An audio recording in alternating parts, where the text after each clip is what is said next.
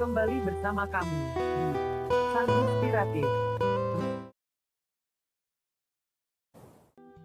Assalamualaikum warahmatullahi wabarakatuh.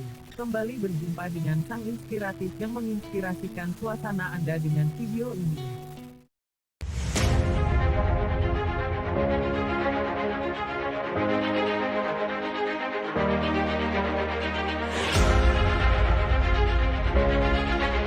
Turki versus Prancis, bangkitkan perang salib era modern.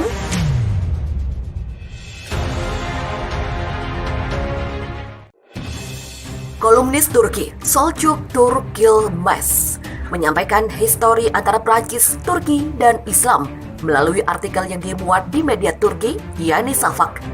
Dia memulainya dengan menyinggung soal Prancis yang melarang jilbab pada tahun 1989 silam. Langkah yang diambil untuk mengantarkan era baru di dunia muslim. Namun, Prancis tidak bisa melihat gambaran besarnya saat itu. Apa yang diperlukan adalah mengevaluasi situasi dalam konteks penyatuan Jerman, runtuhnya Uni Soviet, dan kemerdekaan dunia Turki dan mengambil tindakan yang sesuai. Kemerdekaan Bosnia, Herzegovina, Kosovo, dan Makedonia selama periode yang sama merupakan pertanda transformasi politik dan regional paling signifikan bagi kami pasca 1918. Dan Turki memiliki area yang cukup luas untuk bermanuver di dalamnya meski melepaskan secara bertahap kebijakan isolasi dalam sistem bipolar global. Maka dengan mengumumkan larangan jilbab, hal itu telah membuka pintu ke era baru dunia muslim. Sebagian besar Prancis berpartisipasi dalam perang salib sehingga memungkinkan untuk membicarakan permusuhan historis terhadap muslim. Sikap politik Prancis yang bermusuhan terhadap muslim tidak pernah memudar.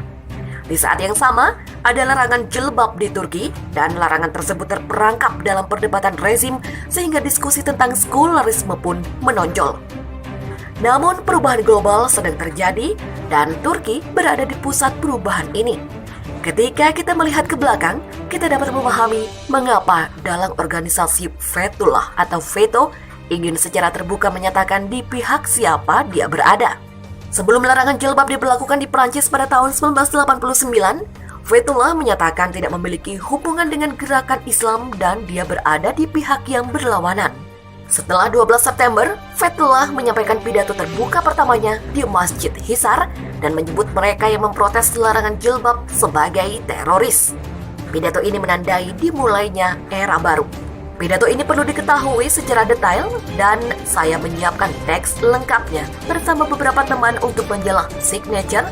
Tidak ada reaksi atas pidato yang dibuat di masjid pada tahun 1988 lalu, tetapi tekanan besar diterapkan pada majalah Imza.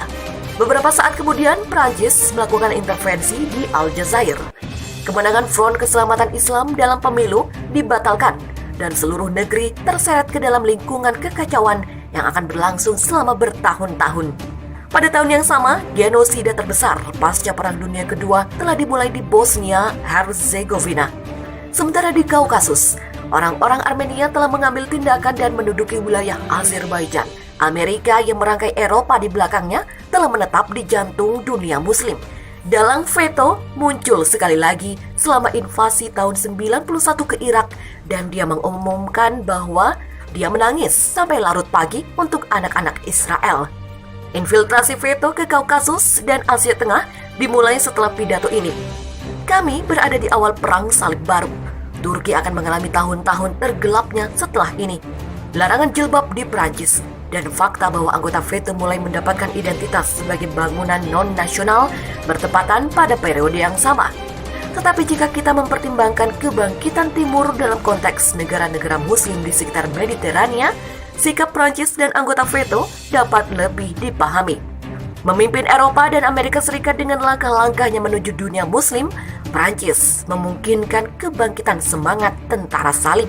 Saat ini Prancis memimpin Eropa dan Amerika Serikat dalam permusuhannya terhadap Islam. Mereka tidak ragu menggunakan agama sebagai alat untuk mengubah peristiwa yang terjadi di Afrika, Mediterania Timur, Kaukasus menjadi keuntungan. Selanjutnya mereka membungkuk begitu rendah untuk menghina Nabi Muhammad. Prancis telah menyajikan larangan jilbab pada tahun 89 sebagai konflik antara agama dan sekularisme. Dan sekarang mereka berlindung di balik konsep era pencerahan seperti kebebasan berekspresi. Sementara itu, Turki kian meradang karena presidennya dilecehkan media Prancis penghina Nabi Muhammad. Turki semakin meradang setelah presidennya Recep Tayyip Erdogan dilecehkan oleh media satir Prancis Charlie Hebdo yang sempat juga melecehkan Nabi Muhammad. Pemerintah Turki mengecam media kesayangan Presiden Prancis Emmanuel Macron itu karena dengan sengaja kembali mengumbar kebencian. Charlie Hebdo menerbitkan karikatur Erdogan saat situasi negara sedang tegang. Kartun tersebut menunjukkan pemimpin Turki sedang duduk-duduk santai, hanya mengenakan celana dalam sambil memegang bir dan tangan sebelahnya lagi mengangkat rok seorang wanita yang mengenakan jilbab dengan memperlihatkan bagian belakangnya. Dalam gambar tersebut diberi keterangan, "Oh Nabi." Kartun Erdogan berseru, Erdogan secara pribadi dia sangat lucu. Demikian tulis judul halaman depan Charlie Hebdo yang terbit Selasa 27 Oktober. Saat itu juga, Wakil Presiden Turki Fuat Oktay mengecam majalah tersebut karena sampulnya menyerukan kepada komunitas internasional untuk berbicara menentang aib ini. Pihaknya mengutuk publikasi tidak bermoral dari kain Prancis yang tidak dapat dimaafkan tentang Presiden Turki. Direktur Komunikasi Turki Fahrettin Altun melangkah lebih jauh dengan menyarankan bahwa majalah tersebut telah dibesarkan oleh pemerintah dan Presiden Prancis. Agenda anti-muslim Presiden Prancis Macron membuahkan hasil. Charlie Hebdo baru saja menerbitkan serangkaian yang disebut kartun penuh dengan gambar tercela yang konon adalah Presiden Turki. Dia hanya mengutuk upaya paling menjijikkan dari publikasi ini untuk menyebarkan rasisme dan kebencian budayanya. Dalam serangkaian tweet lanjutan, juru bicara tersebut menegaskan kembali bahwa Turki menentang setiap tindakan terorisme atas nama Islam. Namun pihaknya tidak akan tinggal diam dalam menghadapi serangan yang menjijikkan terhadap budaya dan agama Islam, tidak peduli dari mana asalnya. Demikian sumpah Altun. Sampul majalah provokatif itu muncul di tengah pertengkaran verbal yang sedang berlangsung antara Erdogan dan Presiden Prancis Emmanuel Macron. Menyusul pembunuhan mengejutkan guru sekolah Prancis Samuel Paty yang dipenggal oleh seorang pengungsi Kechnya setelah komunitas muslim setempat mengecamnya karena mengajarkan pelajaran tentang kebebasan berekspresi sambil memamerkan kartun Charlie Hebdo dari Nabi Muhammad. Macron telah menindak ekstremisme Islam dan berjanji untuk menjunjung nilai-nilai sekuler dengan mengatakan bahwa Prancis tidak akan melepaskan kartun kami. Komentarnya memicu tanggapan keras di seluruh negara muslim. Erdogan sendiri telah mempertanyakan kapasitas mental Macron dan meminta rekan senegaranya untuk memboikot produk Prancis. Sementara itu di sisi lain, Uni Eropa kompak mendukung Prancis yang memilih memegang prinsip kebebasan berpendapat.